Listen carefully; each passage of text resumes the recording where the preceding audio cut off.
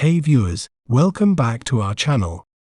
Today, we're delving into a captivating term that holds significance in the world of human relationships and sexuality. Let's break down this word to better understand its pronunciation.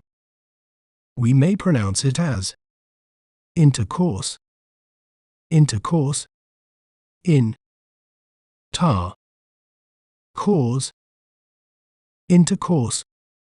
Intercourse is crucial in understanding human reproduction and intimacy, helping to explore the dynamics of physical connection and emotional bonding.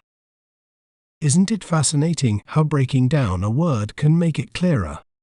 If you enjoyed learning about intercourse, be sure to subscribe to our channel for more educational content. Thanks for watching. Remember, knowledge is power. See you next time.